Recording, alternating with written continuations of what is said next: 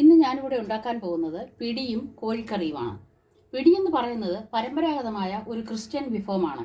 ക്രിസ്ത്യാനികളുടെ വിശേഷ ദിവസങ്ങളിൽ അവർ പിടിയും കോഴിക്കറിയും എടുത്ത് ആഘോഷം നടത്താറുണ്ട്.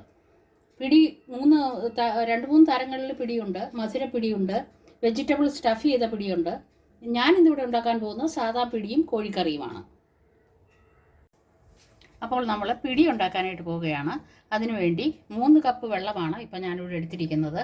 അതിലേക്ക് ചതച്ച ഉള്ളി, ഒരു 4 ചതച്ച ഉള്ളി ചേർക്കുകയാണ്. ജീരകം ഒരു 1/2 ടീസ്പൂൺ ജീരകവും ഒന്ന് ചെറുതായിട്ടൊന്ന് ചതച്ചിട്ടുണ്ട്. 4-5 വെളുത്തുള്ളി ചതച്ച് വെച്ചത്. ഇത്രയും വെച്ച് വെള്ളം തിളപ്പിക്കാനായിട്ട് വെച്ചേക്കുകയാണ്. ഇതുപയോഗിച്ചാണ് നമ്മൾ മാവ് കുഴയ്ക്കാനായിട്ട് പോകുന്നത്. വെള്ളം ഒരു 2 മിനിറ്റോളം തിളച്ചിട്ടുണ്ട്. അതിലേക്ക് 1 ടീസ്പൂൺ ഉപ്പും കൂടെ ഇടുകയാണ്. ഉപ്പിട്ട് നല്ലവണ്ണം ഒന്ന് ഇളക്കി ഓഫ് ചെയ്യാം.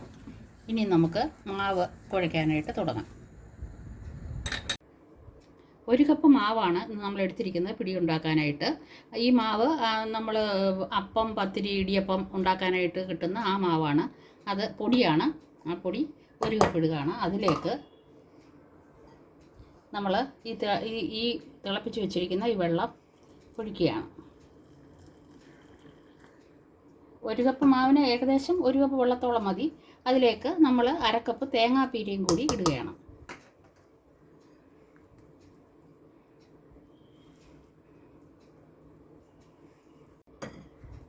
ആവശ്യത്തിന് കുറച്ചും കൂടി വെള്ളം ഒഴിക്കാം. നമ്മൾ വെള്ളം ഒഴിക്കുമ്പോൾ കൂടിപ്പോവുകയാണെങ്കിൽ സ്വല്പം അരിപ്പൊടിയും കൂടെ അതിൻ്റെ കൂടെ ചേർക്കുന്നതുകൊണ്ട് കുഴപ്പമില്ല. നമുക്കൊന്ന് ഉരുളി ഉരുട്ടത്തക്ക രീതിയിലുള്ള ഒരു അയവാണ് വേണ്ടിയത്.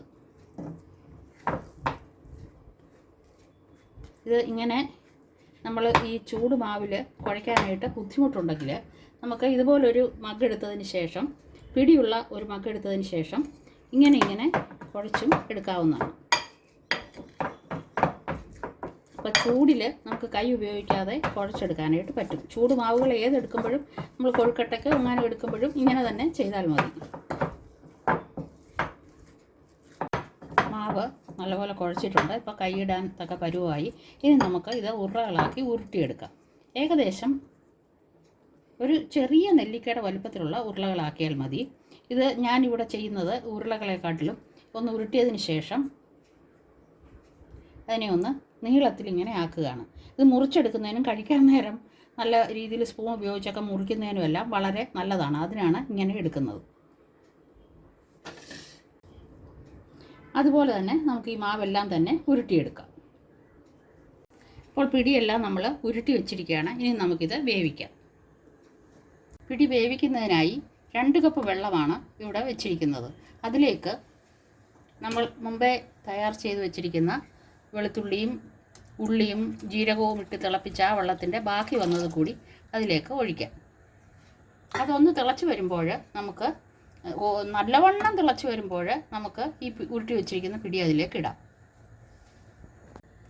വെള്ളം ഒരുവിധം തിളച്ച് വന്നിട്ടുണ്ട്.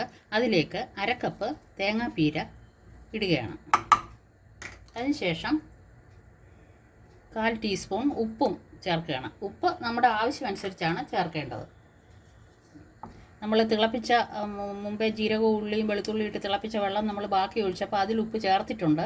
അത് കാരണം ഇതിൽ ഉപ്പ് ചേർക്കുമ്പോൾ സൂക്ഷിച്ച് ഉപ്പ് നോക്കിയതിന് ശേഷം ആവശ്യത്തിന് ഉപ്പാണ് ചേർക്കേണ്ടത്.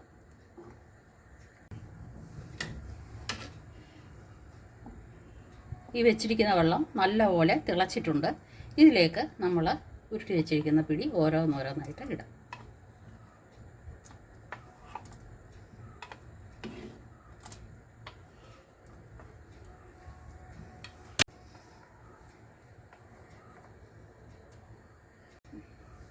പിടിയിട്ട് നമ്മൾ കുറച്ച് നേരത്തേക്ക് ഇളക്കാൻ പാടില്ല. ഇളക്കിയാൽ ഇത് ഒട്ടിപ്പിടിക്കും. വീണ്ടും ഒരു തിള വന്നതിന് ശേഷം 1 മിനിറ്റും കൂടെ കഴിഞ്ഞതിന് ശേഷമേ നമ്മൾ ഇളക്കാവൂ. അല്ല, ഇത് ഒട്ടിപ്പിടിക്കാതിരിക്കാൻ വേണ്ടിയാണ് അങ്ങനെ ഇളക്കാതിരിക്കുന്നത്. ഈ പിടി വേകുന്നതിനായി ഒരു 8-10 മിനിറ്റ് മതിയാവും. ഇത് ഏകദേശം വെന്ത് വന്നിട്ടുണ്ട്. അതിലേക്ക് നമ്മളൊന്ന് കുറുകുന്നതിന് വേണ്ടി 1 ടേബിൾ സ്പൂൺ അരിപ്പൊടി എടുത്തേക്കാണ്. അതിലേക്ക് കുറച്ച് വെള്ളം ഒഴിച്ച് നല്ലതുപോലെ കുഴച്ചെടുക്കുകയാണ്. കുറച്ച് ലൂസായിട്ട് നല്ല ഭംഗിയായി അരിപ്പൊടി മുഴുവൻ അലിയുന്നത് വരെ നല്ലവണ്ണം കലങ്ങിയിട്ടുണ്ട്. ഈ കലങ്ങിയത് ഇതിലേക്ക് ഒഴിക്കുകയാണ്. ഒഴിച്ചൊന്ന് തിള വരുമ്പോൾ നമ്മൾക്ക് ഓഫ് ചെയ്ത് പിടി ഉപയോഗിക്കാം. അരിപ്പൊടി കലക്കിയത് ഒഴിച്ചു കഴിഞ്ഞാൽ നിർത്താതെ ഇളക്കി കൊടുക്കണം, അല്ലെങ്കിൽ അരിപ്പൊടി എല്ലായിടത്തും ഒരേപോലെ വരികയില്ല. നല്ലപോലെ കുറുകി വരാൻ വേണ്ടി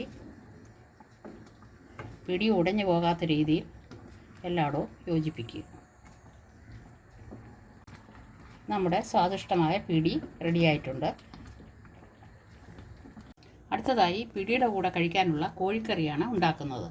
അതിനുവേണ്ടി ചൂടായിരിക്കുന്ന പാനിലേക്ക് 3 ടേബിൾ സ്പൂൺ വെളിച്ചെണ്ണയാണ് ഒഴിക്കുന്നത്. അതിലേക്ക് സവാള, 2 വലിയ സവാള അരിഞ്ഞു വെച്ചിരിക്കുകയാണ്. ഞാനിവിടെ 1/2 കിലോ കോഴിയാണ് എടുക്കുന്നത്.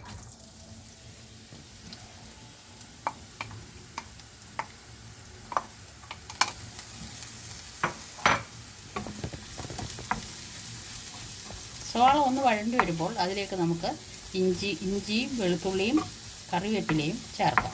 നമ്മൾ ഒരു 1/2 ടേബിൾ സ്പൂൺ ഉപ്പ് ചേർക്കുകയാണ്. സവാള പെട്ടെന്ന് വഴണ്ടി വരുന്നതിനും ഇത് സഹായിക്കും. സവാള ഒരു 2 മിനിറ്റ് വഴന്നു കഴിയുമ്പോൾ ഇതിലേക്ക് നമ്മൾ 1 ടീസ്പൂൺ ഇഞ്ചി അരച്ചത് ചേർക്കുകയാണ്. അതിലേക്ക് 1/2 ടീസ്പൂൺ വെളുത്തുള്ളി അരച്ചത്,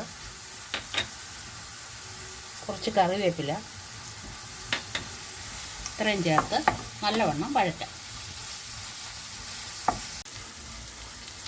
സവാള ചെറുതായിട്ടൊന്ന് ബ്രൗൺ കളറായിട്ടുണ്ട്.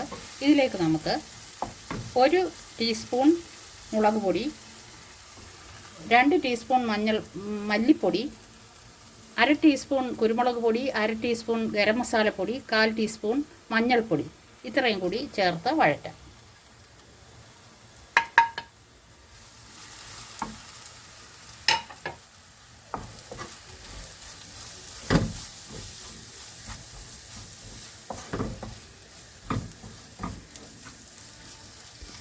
പൊടികളുടെ പച്ചമണം മാറിക്കഴിയുമ്പോൾ അതിലേക്ക് നമുക്ക് ചിക്കൻ ചേർക്കാം. 1/2 കിലോ ചിക്കനാണ് ഇവിടെ എടുത്തിരിക്കുന്നത്. ചിക്കൻ ചേർത്ത് നല്ലവണ്ണം ഇളക്കി 1/2 കപ്പ് വെള്ളം ഒഴിച്ചു കൊടുത്ത് അടച്ചു വെച്ച് വേവിക്കാം. ചിക്കനിൽ നിന്ന് വെള്ളം ഇറങ്ങും, അതുകൊണ്ടാണ് 1/2 കപ്പ് വെള്ളം മാത്രം ഒഴിക്കുന്നത്.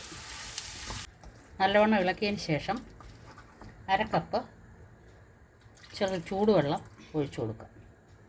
അതിന് ശേഷം ഒന്നും കൂടെ ഇളക്കി നമുക്ക് അടച്ചു വെച്ച് വേവിക്കാം.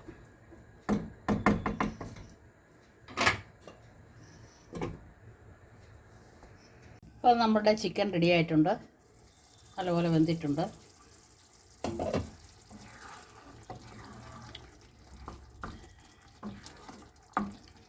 ഇനി നമുക്ക് തീ ഓഫ് ചെയ്ത് ഉപയോഗിക്കാം. പിടിയും കോഴിക്കറിയും റെഡിയായിരിക്കുകയാണ്. ഞാനിന്നിവിടെ ഉണ്ടായിരിക്കുന്നത് സാദാ പിടിയും കോഴിക്കറിയുമാണ്. കോഴിക്കറി നമുക്ക് വറുത്തരച്ച കോഴിക്കറി ആയി എടുക്കാം. വറുത്തരച്ച കോഴിക്കറി പിടിയുടെ കൂടെ കുറച്ചുകൂടെ നല്ല ഒരു കോമ്പിനേഷനാണ്. ഈ പരമ്പരാഗതമായ പിടിയും കോഴിക്കറിയും നിങ്ങൾക്ക് ഇഷ്ടപ്പെടുകയാണെങ്കിൽ ലൈക്ക് ചെയ്യൂ, സബ്സ്ക്രൈബ് ചെയ്യൂ, ഷെയർ ചെയ്യൂ. Thank you.